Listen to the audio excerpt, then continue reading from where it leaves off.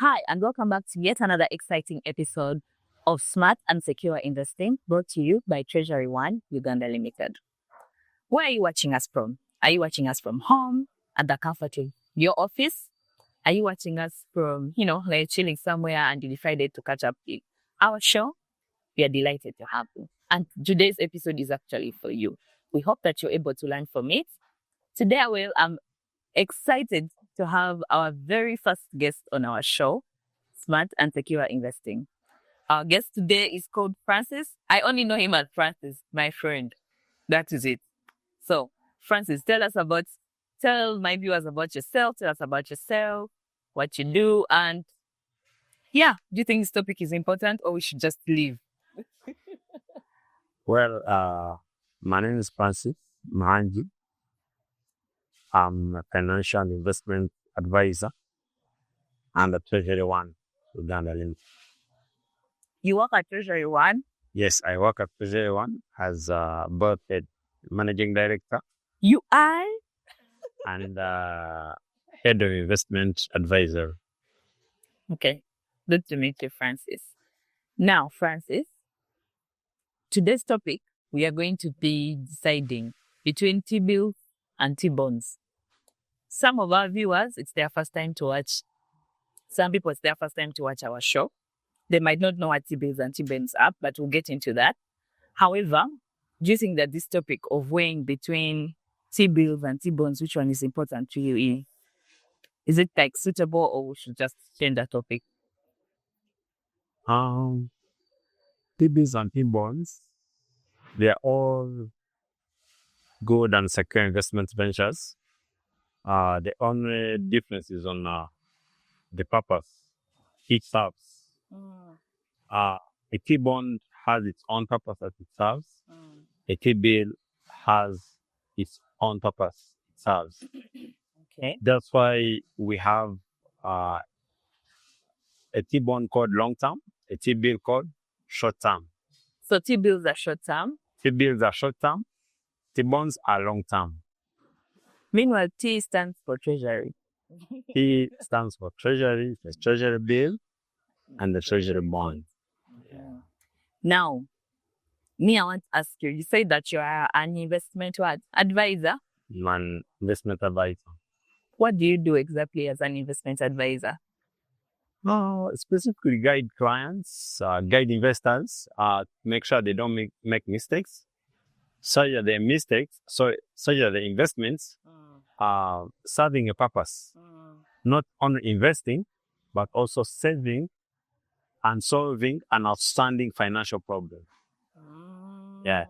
When you talked about advising investors, for me, when I hear the word, as a Ugandan woman, when I hear the word investors, I think about white people.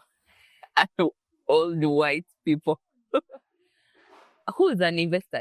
Can I be an investor? Are you an OUR? Are you an investor? An investor, anyone can be an investor. Okay. So long as you're saving, you're an investor. You're saving, you're an investor. You're investing. For example, if you happen to buy a car, you've used your money, you've invested, and you're expecting a return. You bought goods, you're expecting a return. You're an investor. You've bought units in interest. You're an investor. So it's whoever saves to get something which can be defined as like a profit or something, a property or interest, a collateral, or anything that is generating a return.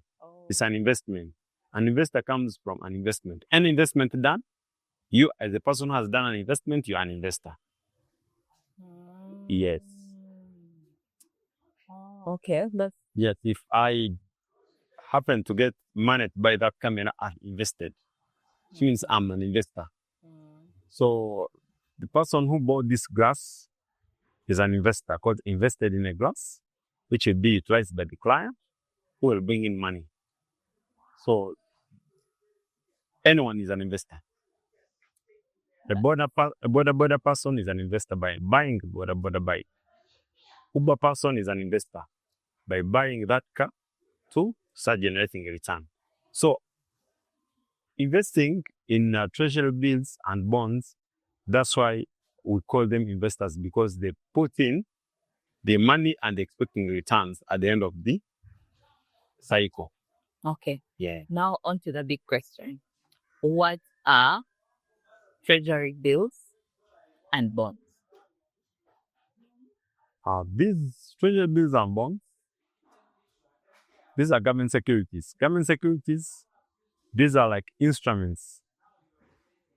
In short, Bank of Uganda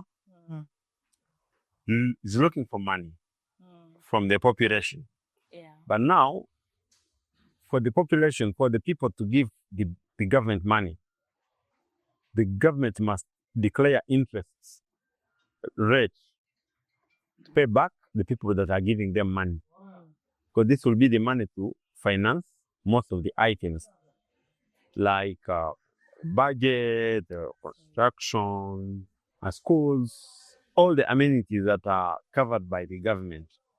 So every financial year, like how we're ending the financial year, which is ending in a few weeks, the government will release what we call a calendar at which it will follow to borrow from the population. So the government will follow all the investors who are interested in treasury bills and bonds. Will now get that calendar. It's free and open from Ministry of Finance website, from Bank of Uganda website. And now you will get to understand when you will have to submit your investment application, which is called a bid. So before that, of course, before you start on the investment journey, there are other procedures like opening the investment account, opening your bank account, where Bank of Uganda will be paying you, or where the government will be paying from. Simple steps. Oh, Yeah. that sounds simple, but the way you're explaining it makes it seem as if difficult. Why? Difficult in the sense that when you say bid, am I competing with a big shot? Okay, me with Micah 1 million. First of all, what's a minimum investment? What's the minimum investment? What's the minimum amount for a Ugandan to bid? Is it bidding or trying to buy a bond or a bill? All right, thanks, Edina. The minimum amount one can start with is 100,000, both for buying bonds on what we call secondary market and getting it directly from Bank of Uganda, which we call primary market. So a bid, we have two different types of bids that Bank of Uganda defined in the prospectus, which defines the whole structure of bonds and bills. So we have what we call competitive and non-competitive. So non-competitive, let me start with competitive. Competitive, it has to be above 200 million. So if you're submitting your application to Bank of Uganda to get a bond and it's above 200 million, Bank of Uganda has a right to reject, because on your bid, you determine how much you will pay in terms of the value. For example, you may say, I need a bond of 200 million, but I want to pay 190 million as cash. You give me a value. For example, let me break it down in terms of that camera that's it for me. You can walk into a shop and they tell you, we're selling that camera, 10 million. And that's our selling. You go to another shop, which has the same camera, and they tell you, we're selling it 10 million, but negotiable. The value of the camera on the market is 10 million, but someone is willing to even give it to you at 9.5. But the value remains 10 million. 10 million. Oh, okay. But now, you who has bought it 9.5 million. So that means you can even, what we call on secondary market, sell it 9.6. But its value on the market remains 10 million. So which means that's why you find someone saying, I'm buying a bond of 100 million, but how come I'm paying 90 million? Because it is discounted depending on the economics of the world. So for that, Bank of Uganda does not reject. Okay. Takes everything. Whether they are 100 investors submitting below 200 million, it will be accepted. Yes. So that is what we call non-competitive. So it's not competing with any bid. Whereas those that are above 200 million, Bank of Uganda will see bids submitted and decide to take which bid, to drop which bid. Yeah. So you can submit, it's rejected, you don't get. Yeah. Another one submits, gets, depending on the appetite, the amount of money they need, and the cost of servicing that debt at Bank of Uganda. Nice. For example, they may be in need of, let's say, 100 billion, and the bid is submitted are worth 500 billion. So in short, they will look through the bids, and they will, of course, take what is cheaper for them to service. Yes. Who is giving them money at a low cost. Okay. Yes. Oh, that's very interesting. Well, aside from me not knowing that bids can be negotiated, blah, blah, blah, blah. I wanted to ask you a question that I keep on getting from people. And they ask me, how safe is it for me to lend to this government?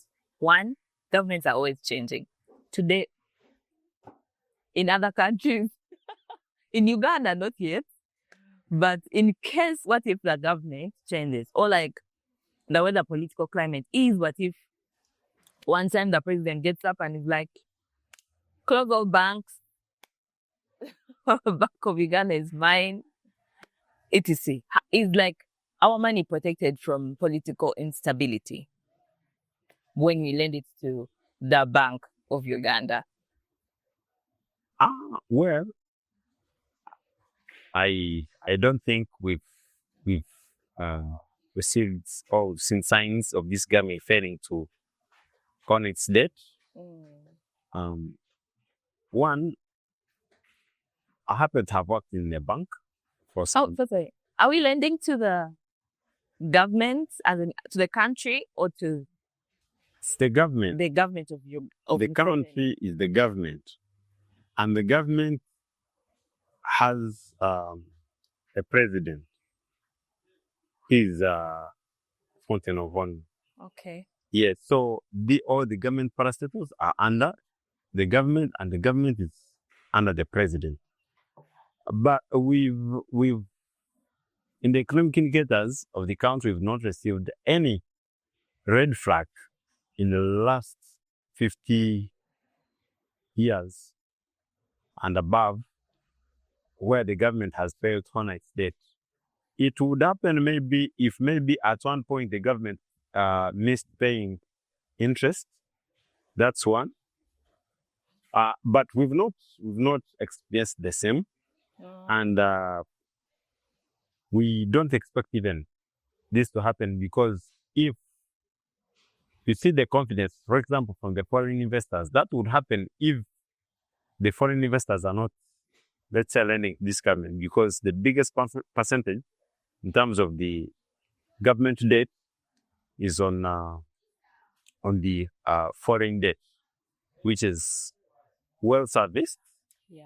And the fact that Uganda was pulled down from the a red zone, that gives the confidence that this government still has the capacity to harness debt. And the fact that I've worked in a bank, I don't think there is at any point the primary dealers have complained that maybe the Bank of Uganda has delayed to pay them and stuff. No. By at least latest 10 a.m., A government. all the investors have their money on the account. It depends on the settlement bank. But yes, because Bank of Uganda pays through your bank. They will just give the money to the bank, then the banks will just distribute the entitlement to the respective accounts of the investors. Okay, another question. Today is for questions. All my questions, you're going to answer them today. But first, take some juice. It's okay. You can take some juice. So, anyway, guys, you've heard it from the horse's mouth himself. He has explained to us that a change of government, although the political climate in our country does not look like it's going to be hostile or it's going to affect investments, the change of government does not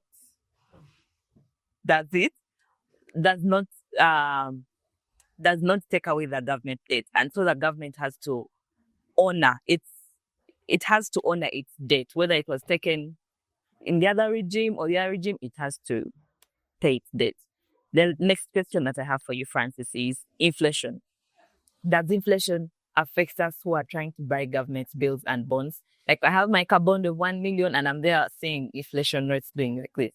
Does it affect my treasury deal or bond? Yeah, it does, especially if you're selling your bonds before maturity. One, if there is a list, I want to break it down in a simple way for the lockman to understand.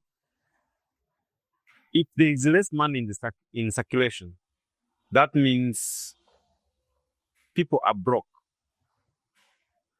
So if you're selling your property, which is a bond, the demand will be low.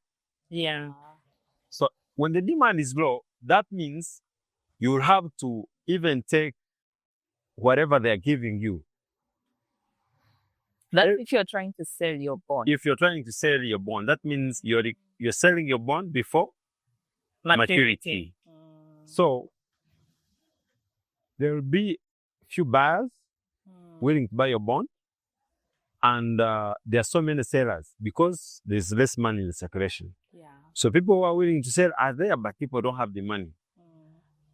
And when the market is liquid, or when there's too much money in circulation, that means there will be so many people willing to invest. Yeah. That means you can now price your bond expensively and make money. Unlike when there's less money in circulation, whereby you can even sell at a loss.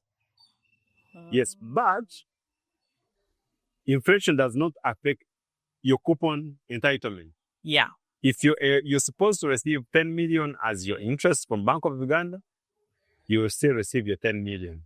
Okay. Yes, it only changes especially if you're going to, you want to completely liquidate your bond and you want to sell it off and get back your interest.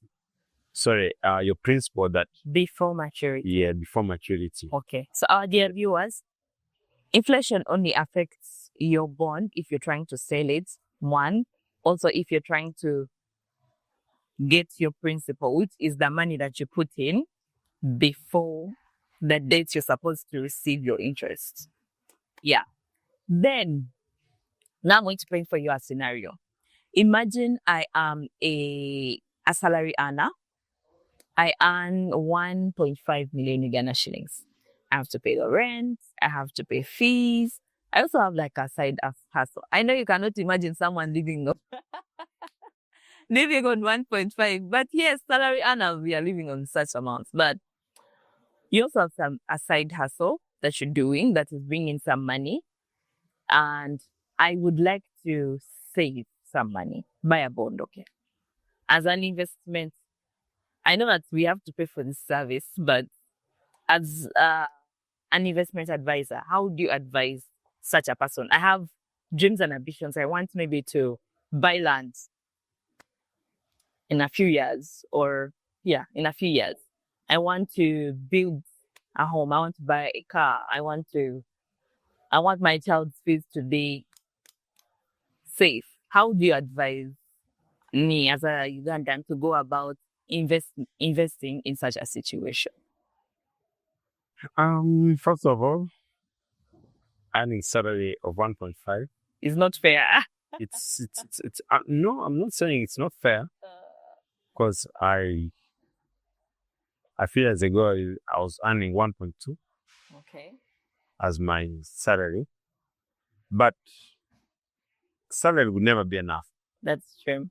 It will never be enough. Even if you're not, let's say you're earning $10,000, which is close to 36 million, you will now take your kids to national school. So you'll find yourself, you're putting yourself into a class of people who are earning 36 million. Oh. When it comes to a wedding, you'll start giving 10 million because you're, let's say, head of human resource.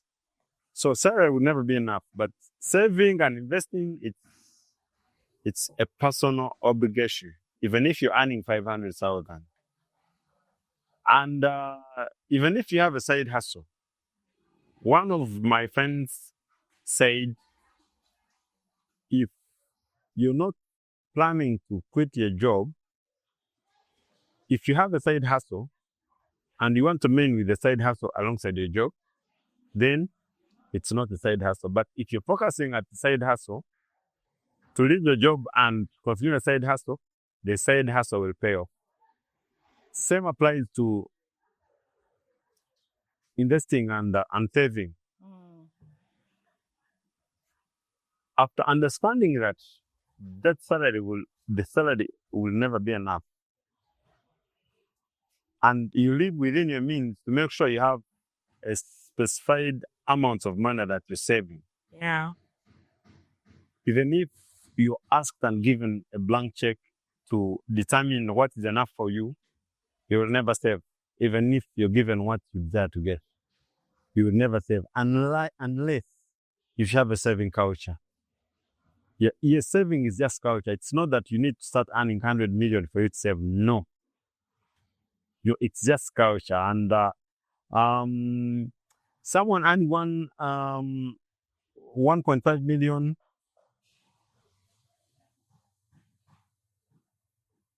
I will repeat, it's a personal obligation. I can say you can save 250.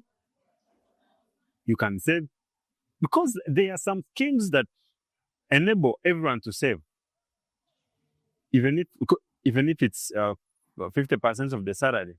It is savable because if you're earning 1.5 and you get a loan which is taking 60% of your salary, which means you can save the 60%, it's possible. But because it's maybe deducted at source, you've been forcefully to save.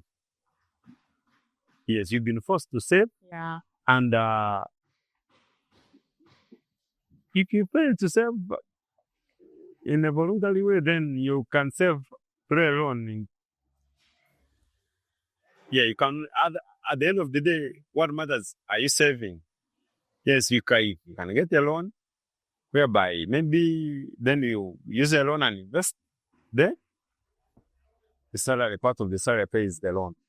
So of investing, though there is a charge, but at the end of the day, there is an investment.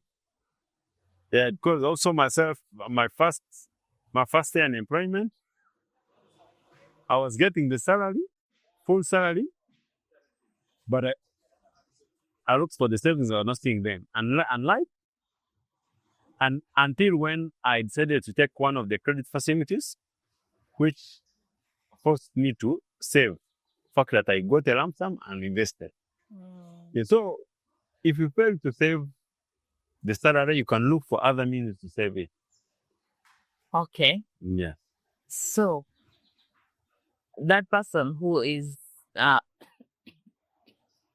1.5 with all those responsibilities would like to invest money in terms of bills and bonds, what would you recommend them to get? I've told you they want to buy a car, they want to buy some land and build a house. The investment advisor is very important in everyone's investment journey. This is an expert who is good at defining investment assets, structured investment. For example, you receive a pension of 1 billion Ugandan shillings. What comes into your mind? It feel like I'm building rentals because everyone understands that real estate is the only venture for investment where everyone can get the return. In Uganda at the moment, it's so easy to be asset rich, but so broke in terms of liquidity. Yeah. You have assets, you have land, plots of land, arcades, malls. Yeah. But if they say, give me 100 million, you can't even raise it. And yet, your assets are worth 1 billion. Yeah. But you cannot raise even 10% of your assets. That's support. Because we've seen people soliciting for money to go to India and small amounts of money, 100,000 US dollars. But someone has buildings, roads and hectares of land, but can't liquidate it at the moment. But now, here, that's where the investment advisor comes. An investment advisor will tell you, we shall invest, we shall do a structured investment. Real estate, shall do bonds, shall do unit trust, you shall do bills. Such that you have that info, the feel, because you've been earning salary, you don't need to live miserable life. You've been taking whiskey, you don't need to start now taking manyavigated or beer.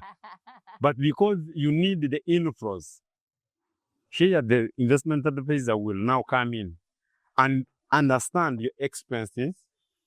They're like, if you've been earning 8 million per month, how do this structure as an investment advisor? How do I structure your inflows to make sure at least you receive 70% of what you've been earning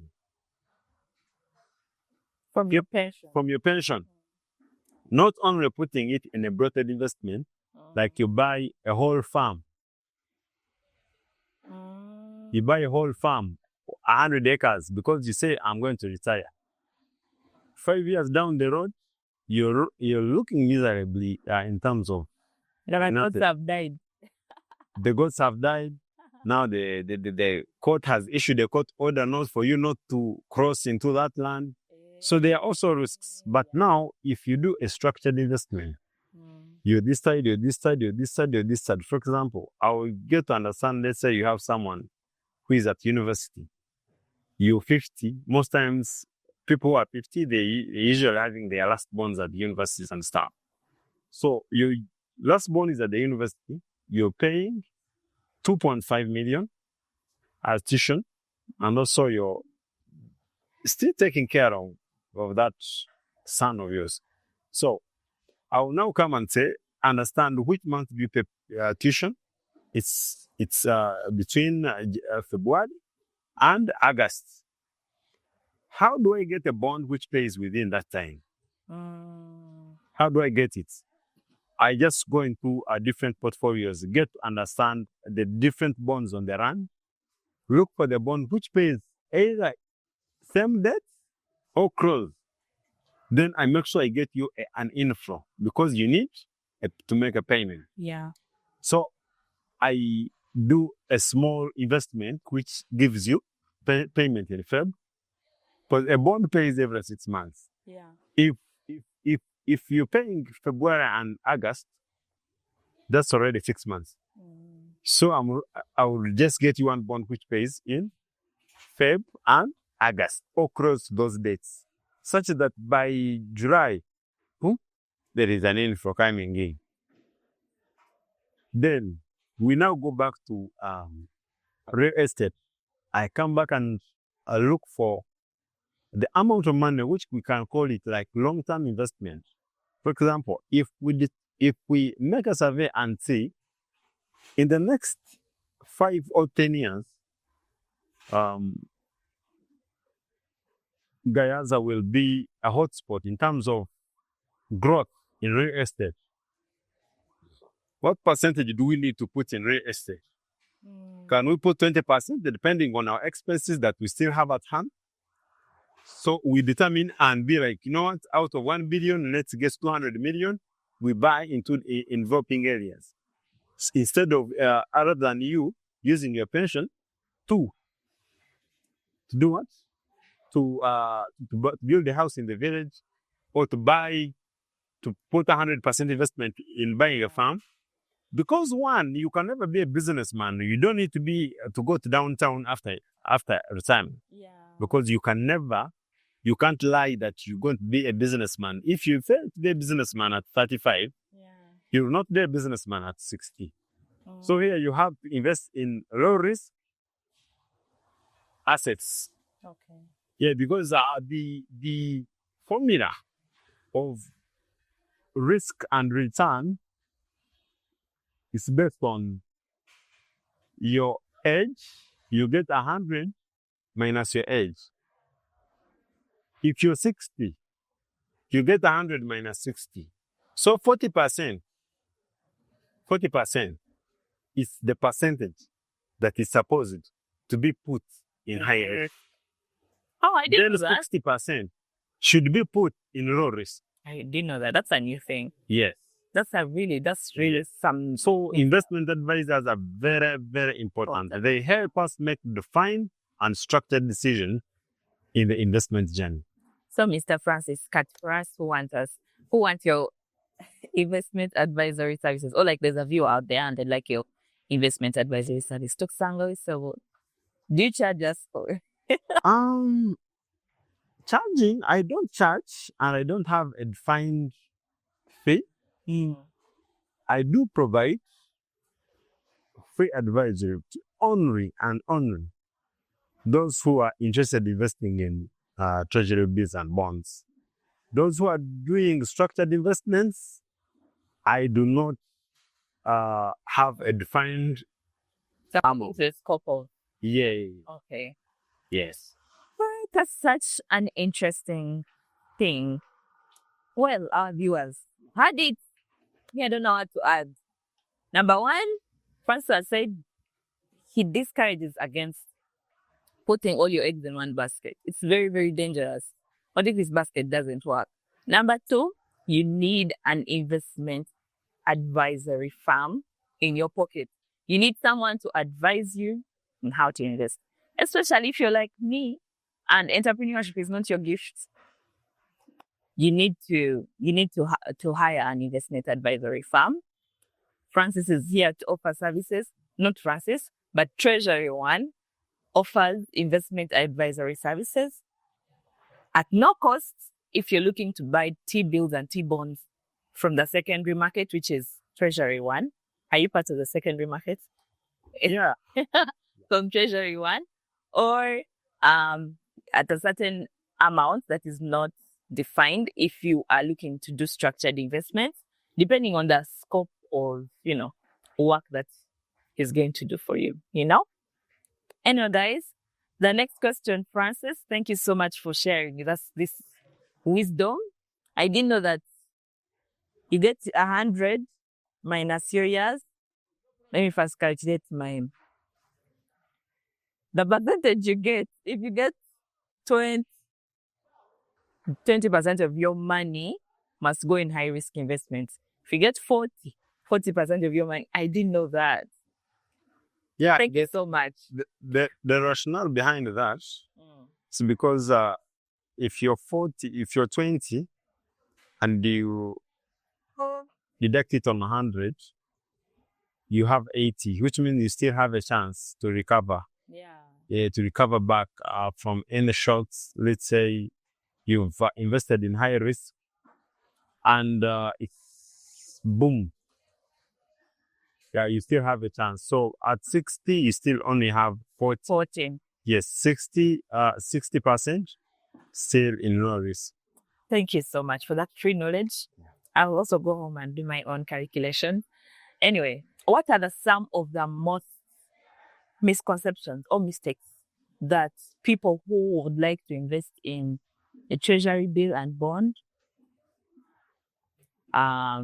do, or even investments in general? What are some of the mistakes that people do lately? What people do is most common mistakes, especially in treasury bills and bonds. I will still go back to Not hiring an investment advisor, because an investment advisor is only there to give you a picture. Yeah. The main decision is yours. But now, walking into, let's say, I'll use a bank. You walk into a bank, you say, I want a bond. The bank, they will give you a bond, the bond that they have, maybe, or the bond that they've been with for some good time, and even when it has low returns, for them, they are selling what they want to sell. But you've not gone knowing what you want. You've gone to ask them what they have. But an investment advisor will now first give you variety. Yeah. This is according to your financial investment needs. This is what you need. So here you go to the bank saying, no, I want a 6 months. I want this because it's paying this. Yeah. Because it has already been defined by an investment advisor. Yes. So an investment advisor only opens eyes for you. Then the decision Is yours. is yours. Wow. So it's told that because in Uganda, people have not embraced investment advisors, unlike Kenya, whereby people have really made mistakes in Kenya. And after making mistakes, then they go to investment advisors. And the same applies to Uganda. If you now talk to someone who has been investing, let's say in real estate, you now meet this person, put here the returns that this person has been getting. This person will be really shocked. Yeah. I recently had a client who had to go and liquidate and sell off their apartments because of the cost of operation, the return, maintenance, and the taxes, and the risks. They are defaulting, they are doing what? So this person sold the apartment 1.6 billion. 1.6 billion was getting 160, that's around 220, around 220 million per annum from the bond. From the real estate, he was getting 60 million? 60 million per annum. Yeah. Oh. Yes. Was getting 60 million per annum. Net after taxes and all the expenses. So if you're an investor, so these are 6 years in real estate, collecting 60 million per annum. So how much has this person lost? A lot. Invested in a bond, remained with a few apartments, but reduced. Yeah. You get it? So it reduced the risk, the risk and distributed part of the investment into bonds, such that this side has a low risk and low return, which is the apartments also invested in low risk and low return, but higher return, such that There's a balance. There's a balance, And also a balanced then- portfolio. Yes, there's a balanced portfolio, long term, short term. Yeah. Yes, that's why everyone must have the balanced portfolio.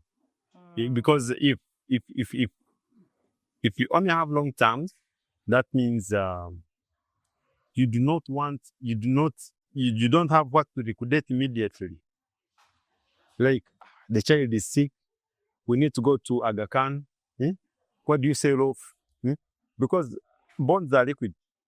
You need money today, you get it today.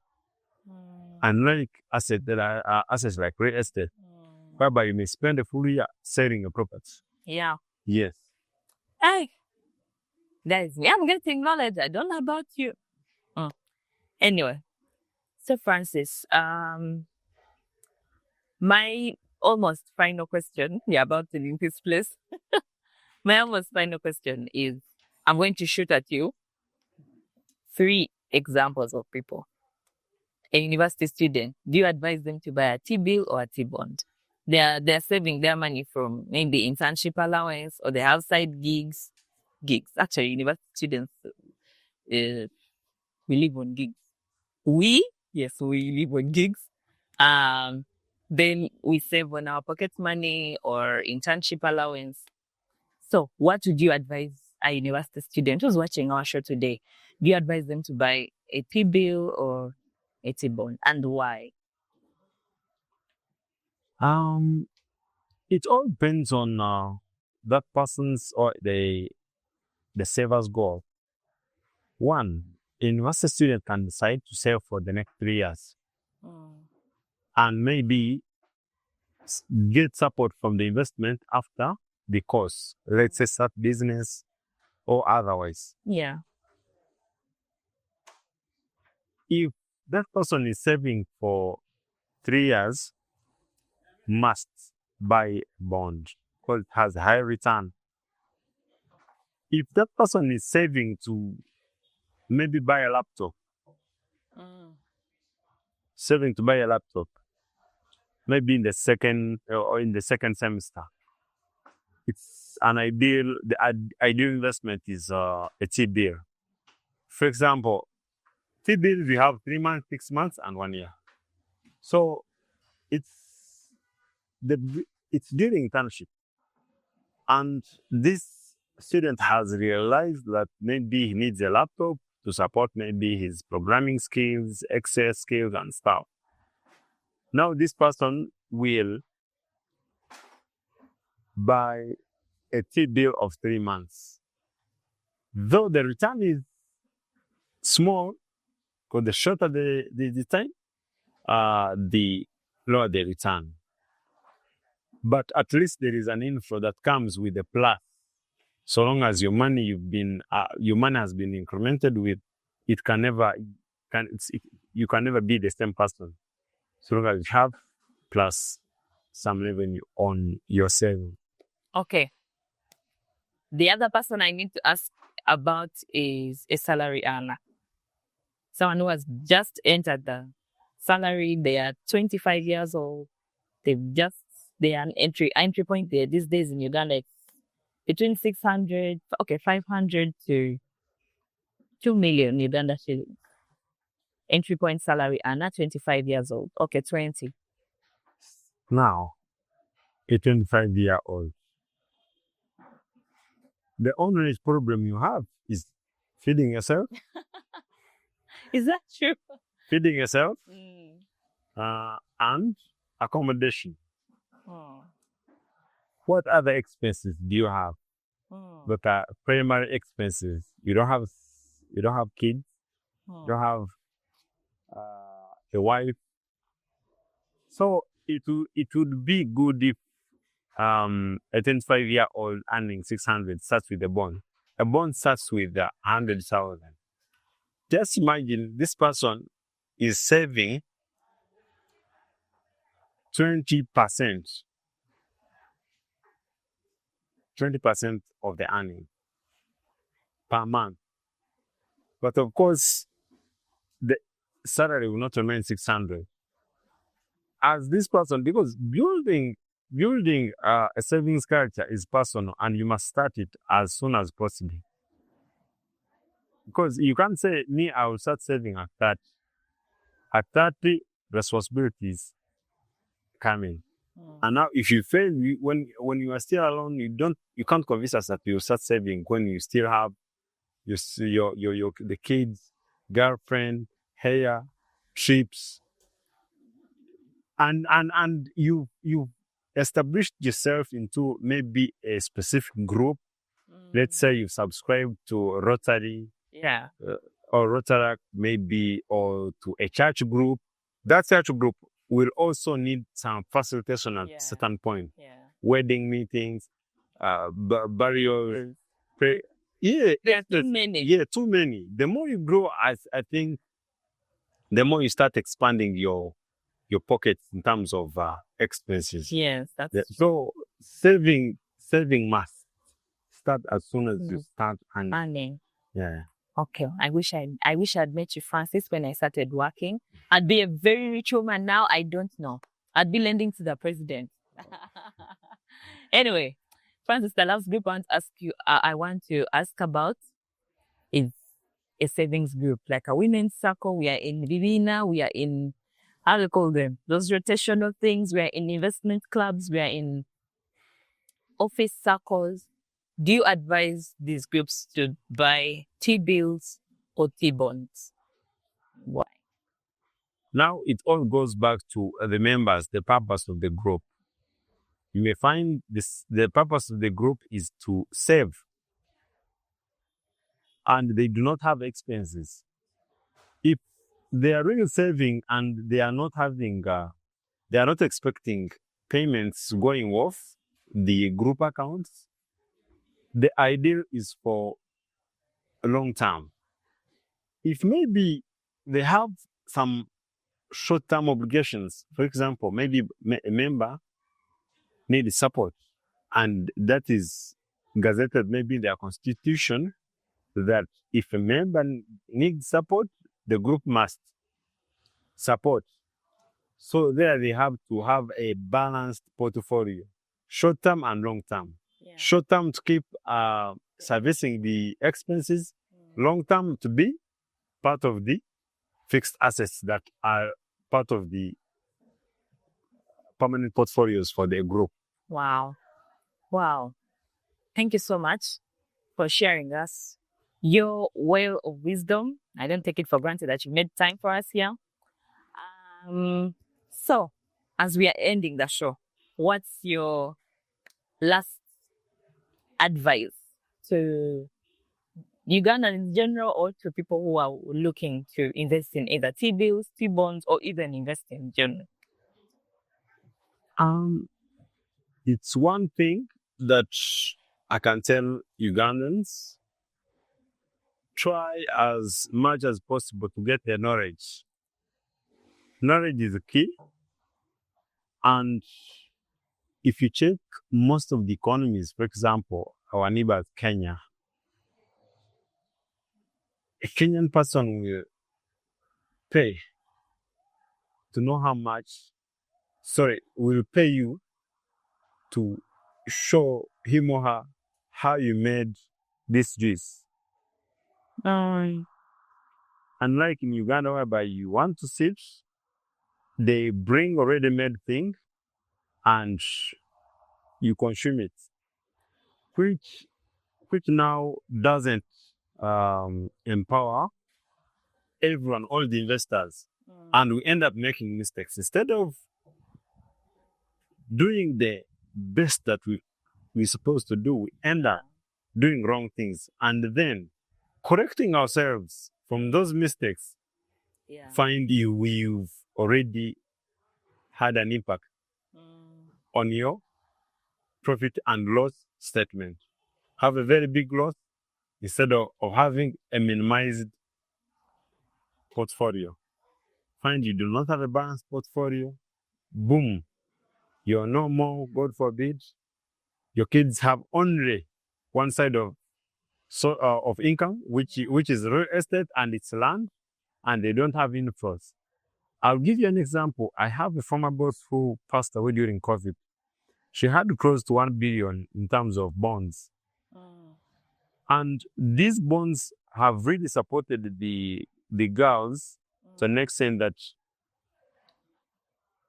they did a distributed portfolio to the kids, and everyone has had decent education.